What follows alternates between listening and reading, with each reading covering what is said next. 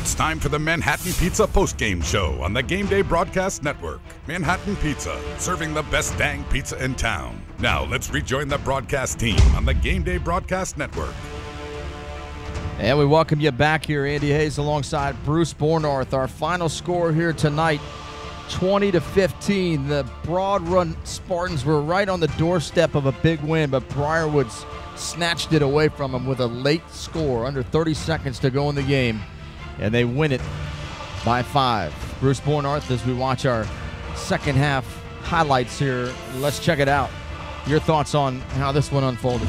Well, I think Murph hit the nail on the head when he said 2 playoff teams.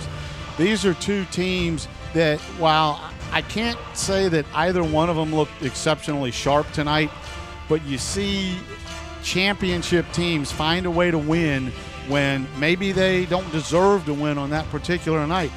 Both of these teams, I think, are going to be heard from. I heard people up here in the booth saying how early it is in the season, and that is so true.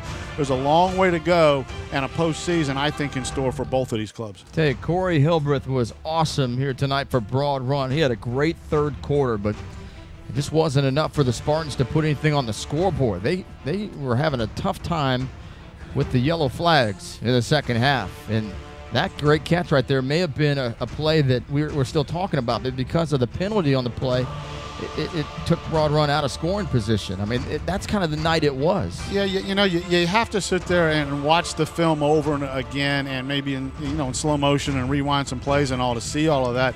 You can't up here in the booth doubt or question what the referees are calling on the field in their scene, because they are right there within yards of what's happening.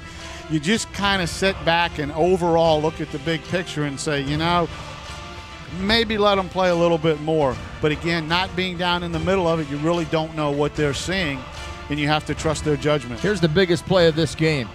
Definitely a Verizon play of the game. Cam Serenay on 3rd down and forever.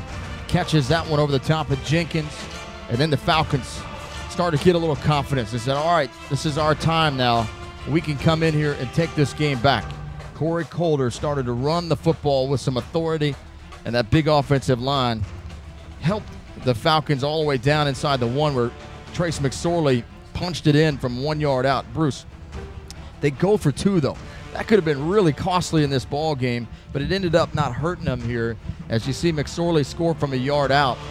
They tried to do the muddle huddle again, and Luke Krizwicki had a huge defensive play that made it 15-14 with 4:44 to go in the ball game. Luke Krizwicki, listed at 5'8", played like he was 6'10" on that play, and you look like, and you had the feeling that he may have saved the game for Broad Run at that point.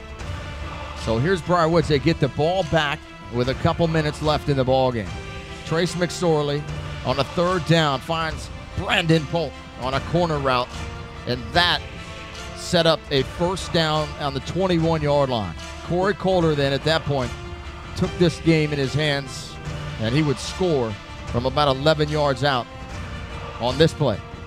And that gave Briar Woods the lead for good. What you saw, I think, you go back to the long play, the pass play to Polk, and you saw the protection and the time that McSorley had, which he hadn't been having all day long. When it was time to step up, the offensive line for Briar Woods did just that on that play and on the ensuing 3 plays to get into the end zone after that. So here we are now. We're watching the final play here. Broad Run unable to do much here to come back and get this win. And instead, it's Briar Woods with a monster come-from-behind victory. They get it 20-15. We're going to be joined by Charlie Pierce here in a moment, the head coach of the Falcons, after this great come-from-behind victory. Wow, what a scene right there. Let's go ahead and welcome in Coach Pierce. All right, I think we've got our coach here. Coach Pierce, talk a little bit about this win, buddy. What a come-from-behind one for you guys. Yeah, it was an awesome win, emotional win. We kind of hurt ourselves in the first half. Broad Run did a great job on our single wing running off tackle, and we didn't stop it. And then we had opportunities down the red zone. We came away with nothing. So we talked about at halftime that nobody stopped us really except ourselves. And in the second half, we just kept plugging away. It was a back and forth affair, and we You know, when we were backed up down there inside at 10, it was like 1st and 30 or 40. I figured if we get half the yards back and punt and play defense, we'd have a chance there. But we had some great plays that were made there. The one thing I can say about our players is they never quit. That's a tradition we've always had. And when you got talented guys, you add that in that attitude, then it makes it even better. Coach, what did you feel like was the key in the second half for your offense? Because you guys struggled some to capitalize on good field position in the first half. What was the difference? I think that our conditioning, everybody started cramping and things like that. And then once we got a little bit of momentum, then that fueled that conditioning more. And there's an old adage I talk with the players all the time. It's about fatigue makes cowards of us all. And I felt like that we sucked it up there and kept plugging away, and some opportunities happened for us there at the end to allow us to win the game. Hey, Coach, I saw a lot of patience on that last drive. You had 2 timeouts left, I believe, and the clock is running and no hurry-up offense, and just staying within the game plan and within the offense going in. Does that say something about a championship team with that kind of poise when maybe you're not playing your best game and you rely back on the past couple years of success? Yeah, I think so. And plus, I was probably more closer to pulling the trigger for a timeout, but Jared, he was like putting the hands down. We're okay. Patience was a virtue in that case, and that's what happened. And Corey, he carried us through there in that last drive, and that was well deserved by him carrying us through. Coach, this was a game much like last year, very close. Couple key plays made this one. I'm gonna go back to this catch from Cam Serenay, down the middle of the field. That might have been the biggest catch we've seen out of him in a long time. Yeah. And he was like the last option. We had other things called, and Trace checked here and checked there, and things didn't happen, and so he saw his favorite buddy, his friend forever. Yeah, got him right there. It. Great catch, no question about it. And then the decision down on the goal line. Talk to me. Going for 2, a little risky there, but it didn't hurt you. Here's what I felt.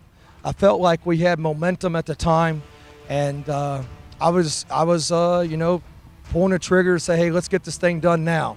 And the play, when we look back on film, the play is there. It's just they made. There was a pass run option. Trace attacked the line of scrimmage. Cam was the next option, and then they knocked the ball down. So, I was ready to say, hey, it's all on me. But our guys came to me. I remember Corey Calder came to me, and he said, Coach, we're getting that ball back. We're going to take down the score. Very goodness, that's what he said.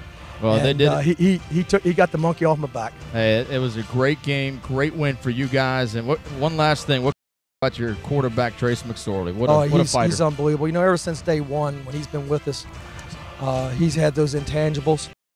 And what's really starting to separate him more from other guys that I've seen all around is his leadership. His will to succeed, a will to win is second to none. And camaraderie, everything you want in a leader. He's unbelievable. I just love the guy. All right, Coach. Congratulations. You guys get the big Battle of Ashburn here in your hands for another year, buddy. Thank you. All right, Charlie Pierce. And you can see the grin at the end. That says it all. A sigh of relief for Charlie Pierce and the Falcons. You wonder why coaches age in a hurry and why they end up with the gray hairs and a little salt and pepper going through the hair there. It's games like this, especially when it's against your rival, that kind of bring that out. I guarantee many of these guys won't sleep tonight. It was just a great win for the program. For us to come out and come back down 14-0, start the game, and just for us to keep gaining momentum. Actually, it was 15-0. And come back and keep gaining momentum and just keep working. It was the greatest game I've ever been a part of, and I'm so proud of what we did tonight on the field. You had some big plays defensively here in the first half, and then, of course, a big drive at the end there. Just talk a little bit about how difficult it was at times for you guys to capitalize in the red zone on the plays that you guys had maybe sitting there, but you weren't able to punch it in the first half. We had just beat ourselves up through penalties, fumbles. I had one, Corey had one. We just kind of beat ourselves up. And down in the red zone, that's where you got to be automatic for points. So we knew we couldn't keep making those, I don't want to say rookie mistakes, but, we just got to know, So I'm going to go. Kind of what we were going for when we got down there. I'm going to go back to the play that was about 3rd and forever, back deep in your own territory. And you found Cam Serenay running down the field. I mean, just walk me through that play. So we had verticals with a crossing route called, and the protection was good. Kind of didn't see anything open at first. Kind of tried to move around, see if I could get a different vantage point with the play. The other big throw in this last drive here was to Brandon Polk. Talk a little bit about that third down conversion there. Which one? I lost you, sorry. Yeah, Brandon Polk's big catch on third down, the corner route. Oh, yeah. I just kind of saw the corner squat, and they is this working? Gotcha. You're fine. Keep talking. Good. You're good. Oh, okay. Sorry about that. But I saw the corner squat on it out, and I just kind of put it up there for Brandon to make a play and come down with it, and that's exactly what he did. Trace, hey, it's Bruce. Congratulations on a big win tonight. But everybody wants to talk about Trace McSorley, the quarterback. I want to talk about Trace McSorley, the defensive back. Talk about the game you had and the interception there early on, as well as you probably had close to as many tackles as anybody. I've been waiting for this chance to be able to come out and play some defense. I played all through Little League football on defense, and it was just a great opportunity to come out. And I just wanted to show people what I can do as an athlete on defense.